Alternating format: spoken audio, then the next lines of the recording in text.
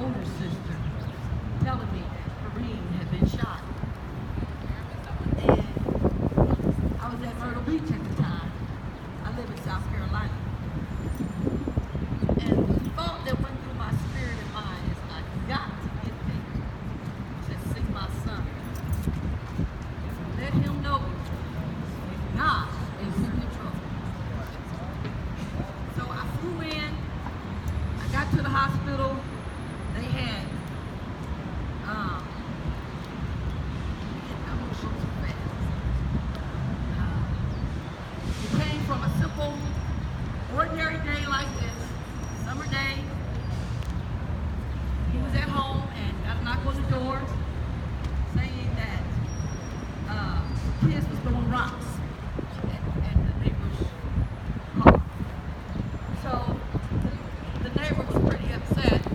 And so he said, okay, I'll go and see if I can find the parents and tell them what their children had done. So he walked down the street in the back of the alley, and he said, it was said to me that he didn't see anybody, so he came on back the way that he came, and as he was halfway to the house, he ready to go into his house, the police motioned for him to come here. He asked him, what's the problem?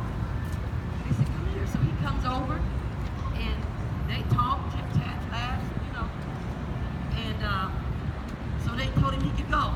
So he walks in front of the vehicle and goes to the car. This close to his door. Police car right there. So and they said, halt! And he backed up and he threw his hands up, terrified. You can see it on the video. His case was the first case that Columbus Police Department had video cam. A lot of y'all probably remember that incident. They ran it over and over and over. I never watched it because I could not dare stand to see that whole thing play out and know in the end he was going to be laying on the ground. So to this day I haven't seen it. I did not see it. And so the story goes that he had his hands up and said, please don't shoot, don't shoot. Don't shoot, don't shoot. He backs all the way up and he staggers where the car was. And when he staggered, the report says that they thought they seen him reach. But if his hands is up, even if he got one of his hands is up, it's a point of surrender that I'm trying to comply. So, from what I understood, their shots ran out. They said it was 9 shots fired. He got shot in the head, in the neck, in the shoulder, in the back. He was shot 4 times. But the critical bullet, the silver bullet that took him to a coma was the one in the face and the nose. When I come to Columbus, I go straight to the hospital, Montgomery Hospital. I get in, and they got his body surrounded with police.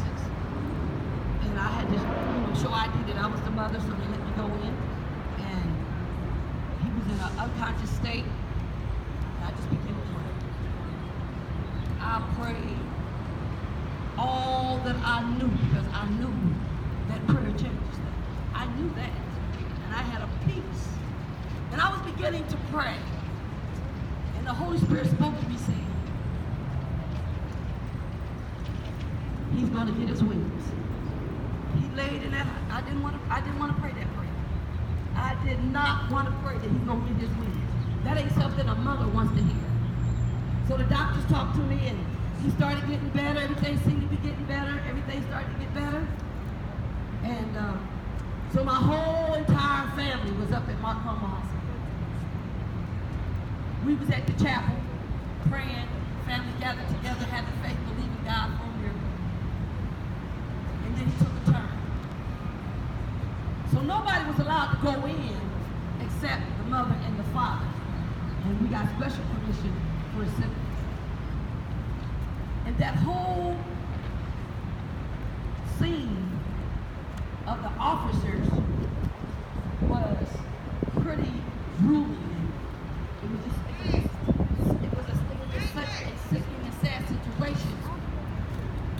went to go pray for him, one of the officers told me to stop praying. And so I just kept praying.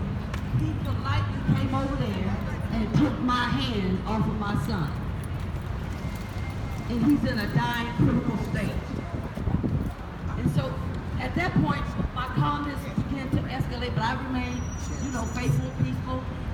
We went on news, and I shared my story. We've been on many conferences, and so there's some things that I'm not able to say because of our circumstances. And so the police officers escorted my entire family out. We never even got to breathe on the site because they were fearful of a riot at the hospital. But who's trying to riot when you got somebody that's dying and you want to get your last sight in or your goodbyes?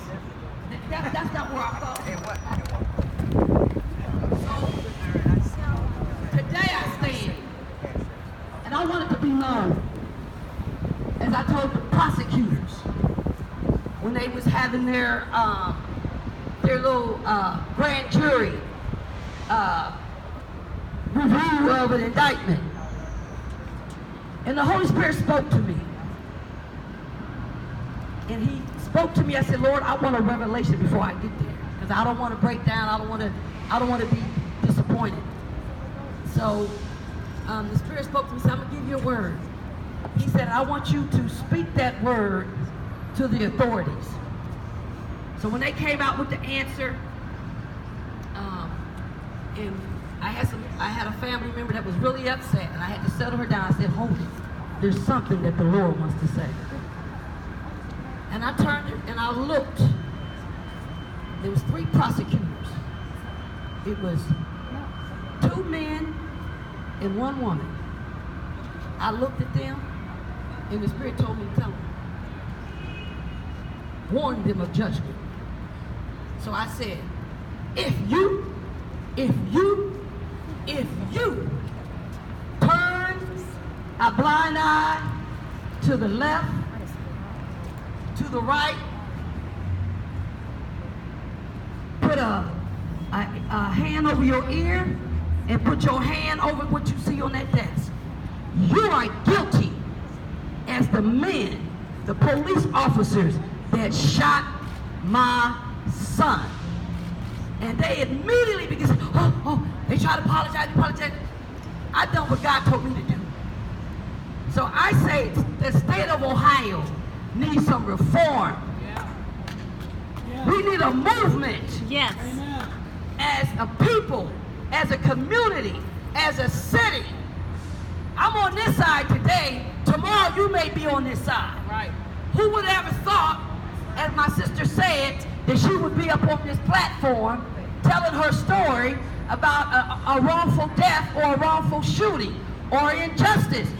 She never thought, but God gave her the charge. Reform must start here. When you think about the police department, they all work together collectively.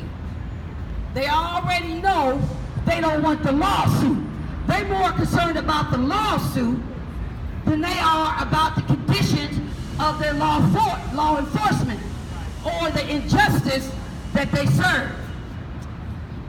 My heart burns when I see young men and women of all colors, not just the brown colors, but there's many cases that never get reported, not just the brown people, but all people, the Mexicans, the Italians, the Europeans. There's different groups of people that you would never know that got the same treatment, but we're number 1 on the top. As life doesn't have any meaning. My heart will never stop reaching out for change and reform, for accountability and transparency, for de-escalation. We need it. Had they been trained and properly trained, they would have never had the shooting. Bystanders said he was on the ground with his hands still up. And they still did what they did. But we will not give up. We cannot give up. We must collectively let our voices and our trumpets be heard. I'm going to sound the trumpet, no matter what, because Judgment Day is coming to not just Columbus, Ohio, but America. There's times that a lot of the young people or middle-aged people say, I wish I was around during the civil rights time. And, oh, I would have stood with Martin Luther King. I would have marched on Capitol Hill. This is the same type, even more worse, because it's done with a white shirt and a blue jacket. The same behavior. The lynchings are still going. They haven't stopped. They just got sophisticated with it. Now I want to give you the other side of that coin. There is no law except it comes from God. God is the lawgiver. And when he entrusts men and women to protect and to carry out his laws is to fulfill rightly judgments. What is his rightly judgments? If you got a regard for the badge that you wear or the seat that you take, why would you turn your ear to, like as if you don't hear it, or blind your eyes as if you don't see it? The truth is in plain sight. It's here. It's a revelation. So I say to the politicians, I say to the Christians, to the Jews, to the Muslims, to all walks of life and all faiths, religion or non-religion, have a heart for dying lost souls who are not even have a chance to defend themselves, because lots of people believe, the community believe, the city believe, the state believe, people believe, all walks of life believe that the police is always right. And these are the same people that sit on the jury, that come back with a verdict, not guilty, on the officers. Because they believe that the law is always right. You can't tell me that everybody's right all the time. Somewhere we're going to falter, somewhere we're going to get out of sync. Nobody's perfect, so the key that I want to leave with you today, to open up the doors and to start us on a new path as one. I believe in the law. I respect the law. I'm a born-again believer, so I understand that God is a God of law and order. He's a God of law and order. So I say to every walk of life, every religion, you're in position, men, women, you're in position to make a difference. Even as a Christian, I speak from the pulpit at this point. God is going to hold you responsible for allowing the enemy to continue to run rapid and take the souls and lives of folks who are not fulfilling their licensed duty. I said I'm on both sides of the coin. I have a son who is a state trooper. I thank God for his life. I pray for him every day that he makes the right decisions and that he uses his wisdom and he uses God-given unction or guidance. So I believe in the law. We must have law in order to have order to protect us. But don't take your lawly orders and your credentials and kill at will, because you know that they're not going to do anything about it. But you will be judged, whether it's on this side or whether it's right here. You have not got away. And every night, you know what you've done. You know what you've done. If you've done what you know that is right, and you fulfilled your duty as a law-abiding, law enforcement, then peace unto you.